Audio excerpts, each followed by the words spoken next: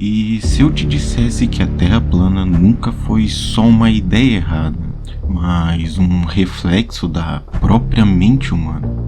Bom, primeiro eu preciso deixar uma coisa bem clara. Eu não tô aqui para encher vocês de fatos científicos provando que a Terra é redonda. Isso já é praticamente óbvio. O que eu quero é ir além desse olhar superficial e fazer você entender de uma vez por todas por que essa ideia ela surgiu, como que ela se desenvolveu e como ela foi usada ao longo da história e até que ponto ela moldou e às vezes feriu a psique coletiva da humanidade.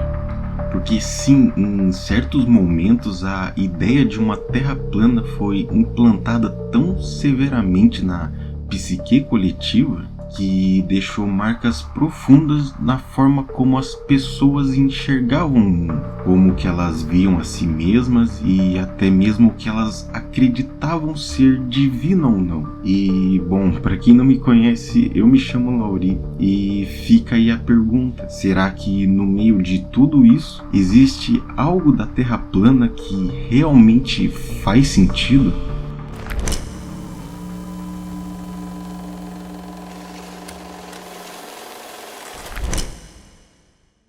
E bom, para começar a entender esse conceito, de onde ele surgiu e o que ele realmente significa, a gente precisa dar um passo para trás e principalmente parar de ver ele somente como um erro científico e começar a enxergar ele também como um espelho da mente humana. Porque toda essa ideia da Terra plana foi uma das primeiras formas que o ser humano usou para tentar entender como o mundo funcionava. E é importante lembrar que toda essa ideia da Terra plana, ela nasceu primeiro, dentro dessa espiritualidade e da própria religião. Antes de existir a ciência como conhecemos, as teorias, os satélites, era somente a teosofia, a filosofia e a cosmologia que serviam para explicar o planeta Terra. E esses três estudos eram entendidos como uma coisa só: a religião. Ou seja, em outras palavras, os antigos não separavam o que era espiritual e simbólico do que era físico. Então, quando eles descreviam a Terra, o céu, as estrelas, eles estavam tanto falando de geografia quanto de significado. E isso é importante ter na mente porque antigamente era esse significado oculto de como o cosmos refletia essa ordem divina que fez a Terra ser representada por essa forma artística e cheia de simbologia. Então, no imaginário antigo, a Terra era descrita como um grande disco coberto por um domo, uma espécie de cúpula transparente que separava o céu das águas superiores. Abaixo acreditava-se que outras águas sustentavam esse disco, como se o mundo inteiro flutuasse em uma espécie de oceano primordial. E ao redor de tudo isso havia um anel de gelo que marcava o limite entre o que era conhecido e o que era inatingível. Esse anel não era apenas uma barreira física, mas também simbólica, porque ele representava a borda do entendimento humano, o ponto onde o mundo terminava e esse mistério começava. E um detalhe importante é que a água, nesse contexto, não era apenas um elemento natural. Para as antigas tradições, ela era um espelho das emoções humanas, sendo profunda, instável e insondável.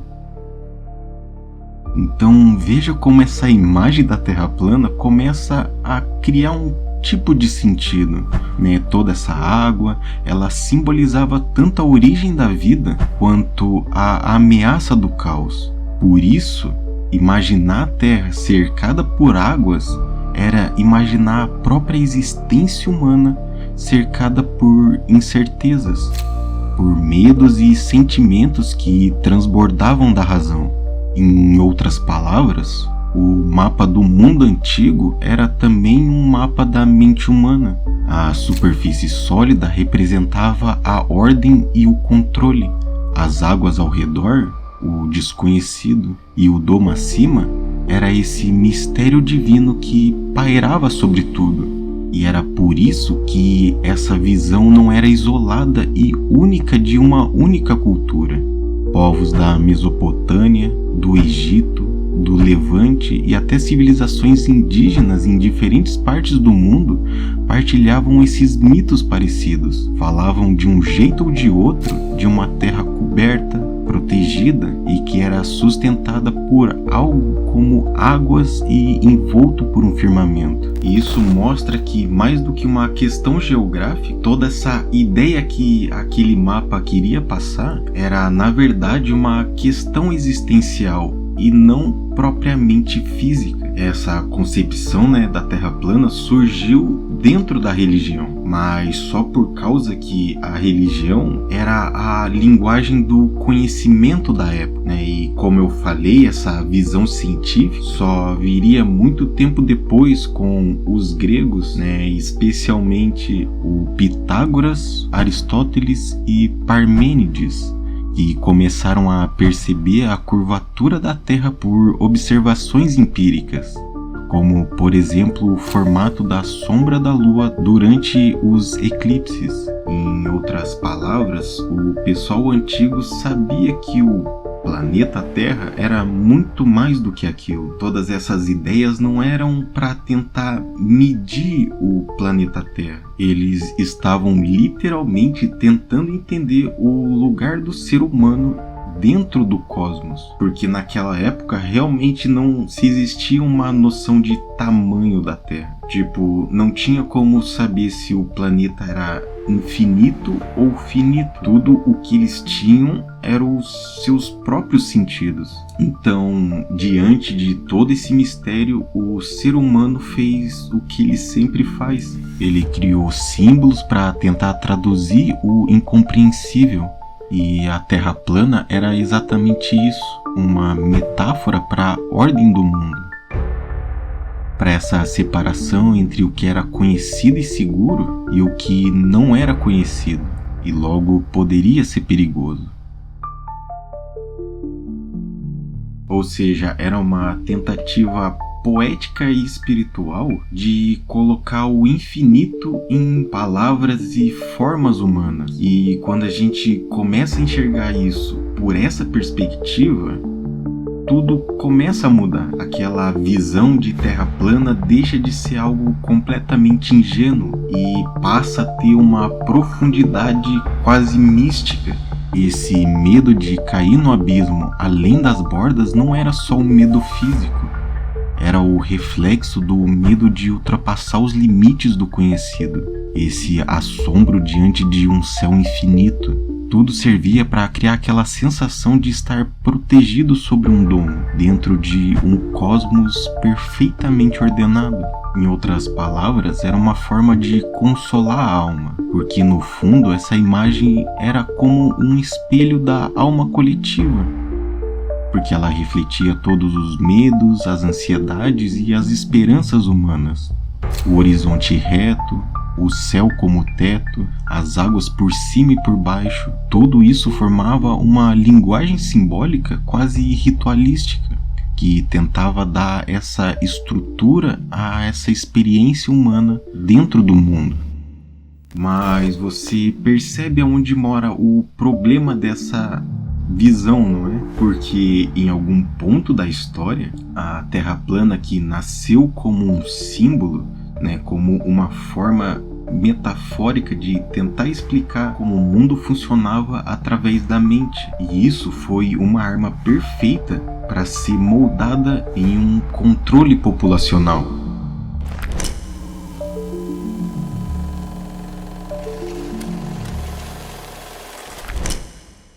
Ou seja, a Terra plana como conhecemos hoje também foi um projeto político para controle social. E foi a Igreja quem consolidou essa narrativa como uma verdade absoluta na psique coletiva da humanidade durante a Idade Média, não só por ingenuidade, mas também por estratégia, porque eles sabiam o peso que essas imagens simbólicas teriam sobre a mente humana. Sabiam que quando um símbolo domina o imaginário coletivo, ele molda não só a fé da pessoa, mas o seu comportamento, o que ela tem medo e até o desejo que as pessoas têm.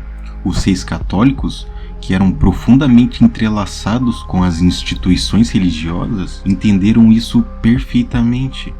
Eles não eram burros, então, ao descrever o mundo como um disco cercado e centralizado, ocultando toda essa parte simbólica e espiritual, eles estavam criando uma humanidade que se via como o centro de tudo, protegida pela fé e dependente da instituição, e formada com os seus próprios limites. Era uma engenharia espiritual e política ao mesmo tempo.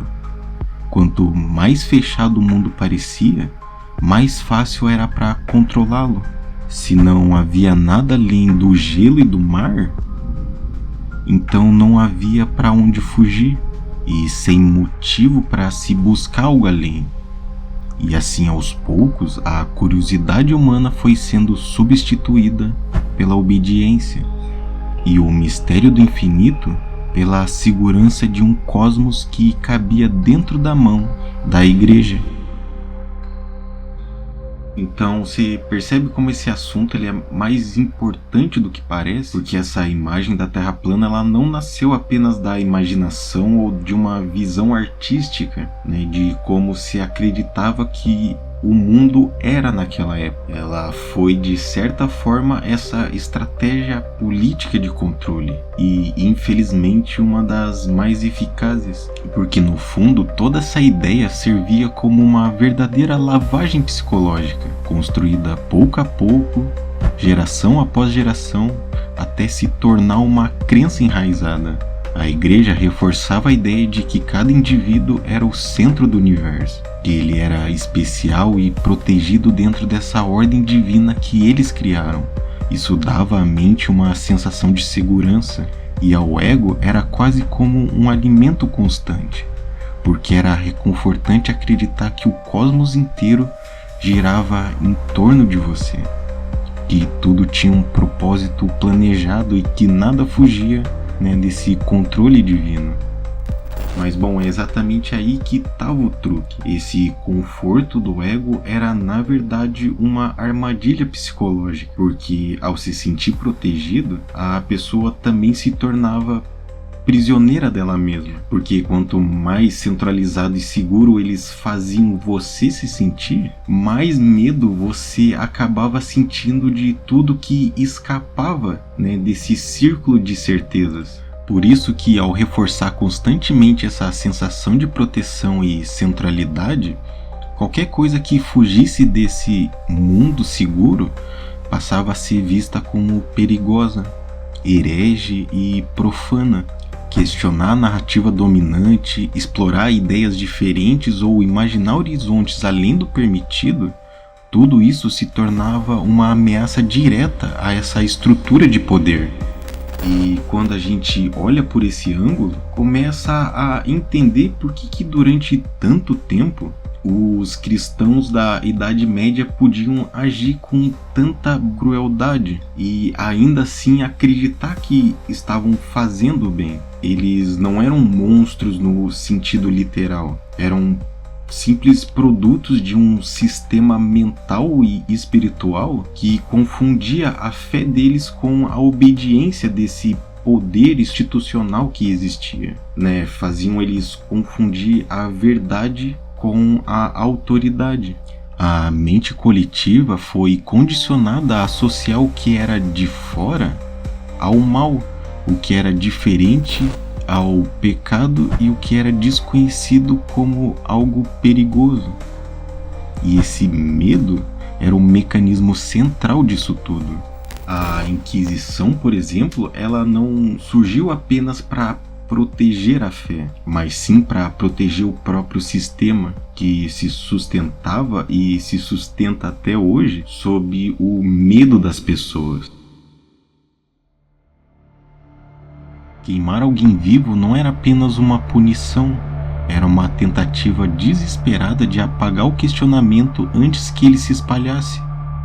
O fogo servia tanto para destruir o corpo quanto para purificar o medo coletivo, reafirmando a autoridade de quem o acendia. E é por isso que tantos morreram em nome de Deus. Transformar o medo em uma doutrina e a segurança em uma prisão. O medo mantinha o povo unido, dócil e previsível, porque ninguém queria ser o próximo a arder nas chamas, nem a física e nem a espiritualmente. E essa promessa de segurança, de salvação, de paz e proteção divina alimentava ainda mais o ego, dava um sentido a toda essa dor do presente e fazia o sofrimento parecer parte de um plano maior. Entre essas duas forças, o pavor do inferno e o consolo do paraíso. E essa dualidade implantada na psique coletiva fez com que surgisse, e se erguesse uma das maiores arquiteturas psicológicas de controle que a humanidade já conheceu.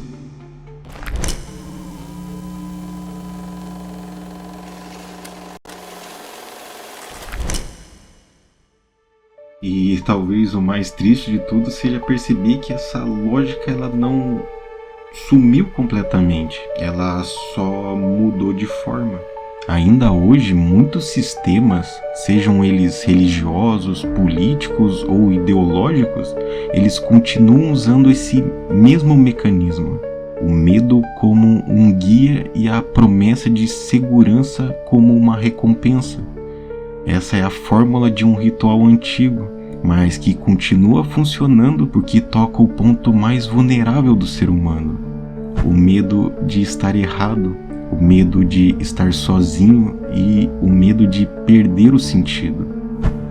Não é à toa que figuras como Lúcifer, entidades indígenas e outros símbolos de transgressão ou despertar espiritual foram perseguidas e demonizadas tão rapidamente. Elas representavam exatamente aquilo que ameaçava o conforto do ego e essa ilusão de controle. E é justamente isso que ajuda a entender como tantas pessoas praticamente conseguiam aceitar, quase que mecanicamente, regras cruéis, punições e dogmas opressivos. Então não se trata apenas de fé cega, se trata de um sistema que manipulava emoções básicas, como medo, segurança e pertencimento, transformando todos eles em mecanismos de obediência.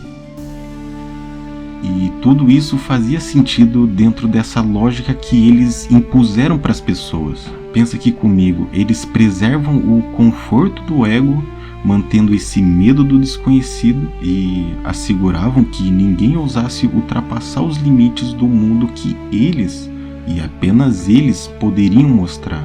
E como bem sabemos, eles davam bons exemplos do que acontecia com quem ousasse desobedecer esses limites. Essa era a verdadeira ideia por trás da Terra plana. Nesse contexto, ela não era simplesmente um erro científico, e uma simples cosmologia ingênua. Ela era uma arma política e psicológica que não só limitava a imaginação e a criatividade, mas reforçava essa dependência da religião, moldava seres humanos para obedecer, mantendo assim as pessoas confinadas dentro de prisões invisíveis, sem sequer imaginar o que poderia existir além. E o que eu quero dizer com tudo isso é que toda essa arquitetura da Terra plana, ela não nasceu dessa ignorância humana, foi muito pelo contrário. Ela nasceu primeiro de uma tentativa genuína de compreender o infinito, de interpretar o mundo não apenas com os olhos, mas com a mente, com as emoções, com o medo do desconhecido e a necessidade de segurança do ego que é natural da mente humana. Era uma forma de dar sentido ao que parecia incompreensível, ao mesmo tempo que preservava a estabilidade e o equilíbrio para a mente humana. Mas a igreja encontrou uma maneira de transformar essa busca natural em um instrumento de controle. E é bem fácil de entender, porque ao criar uma doutrina religiosa centrada na dualidade entre o bem e o mal, entre o que era conhecido e o que era desconhecido, ela prendeu as pessoas dentro de um mundo mental pequeno. A espiritualidade que deveria ensinar isso e poderia libertar as pessoas foi também manipulada para reforçar essa prisão. O próprio Jesus Cristo foi adotado como uma figura dessa religião porque seu símbolo era perfeito para encaixar nessa narrativa. Um símbolo profundo de compaixão e bondade que enfatizava sofrimento, miséria e sacrifício, criando um modelo de pura devoção que mantinha a mente submissa até mesmo inconscientemente. Ao buscar conforto e segurança constantemente, a pessoa acabava se tornando cúmplice da própria prisão. E essa é talvez uma das ironias mais tristes da nossa história. O medo de se perder, o receio do desconhecido que fez o ser humano aceitar viver preso, como se a própria liberdade ela fosse perigosa demais para ser conquistada. A verdade é que a grande maioria da população medieval, composta por camponeses, artesãos, soldados e pessoas que em sua maioria eram analfabetas, viviam em um mundo completamente diferente do que os das elites intelectuais. O conhecimento era privilégio de poucos, trancado em mosteiros, manuscritos e círculos religiosos. O povo comum conhecia o mundo através daquilo que conhecia nos sermões, nas tradições orais e nas histórias contadas por quem detinha essa autoridade espiritual. Eles não questionavam porque não tinham meios de questionar. Era porque a visão simplificada do mundo dava conforto, segurança e sentido para eles dentro dessa ordem imposta. Afinal, o desconhecido sempre foi mais assustador do que o erro confortável.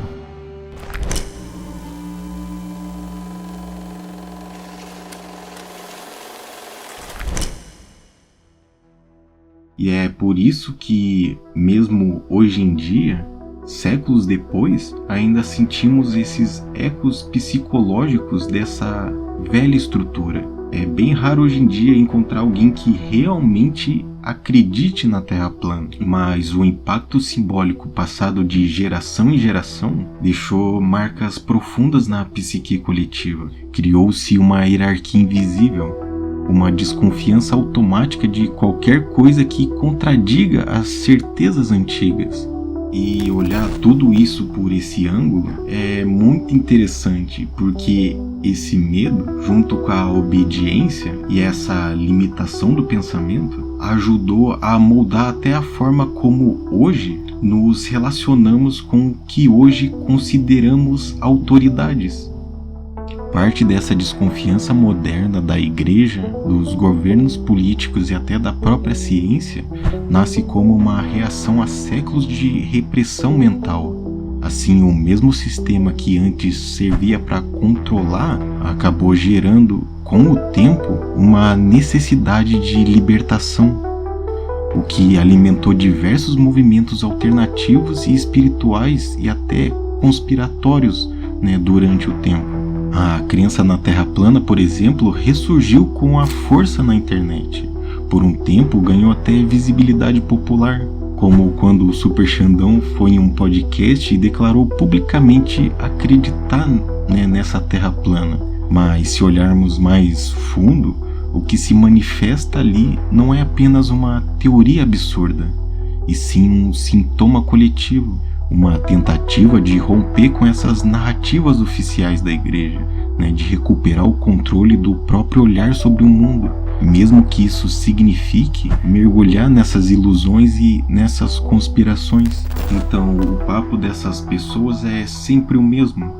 Acaba se perdendo em uma mistura de retórica religiosa e teorias da conspiração, onde os fatos científicos são, na maioria das vezes, ignorados ou reinterpretados para se encaixar na narrativa. Então, resumindo tudo, é basicamente por isso que a Terra plana existe. E aquelas pessoas que acreditam nessa ideia até hoje, na verdade elas só estão repercutindo um trauma coletivo. É o efeito de séculos de condicionamento psicológico, Essa desconfiança em relação à autoridade religiosa combinada com um ideal moderno de que tudo precisa ser explicado cientificamente.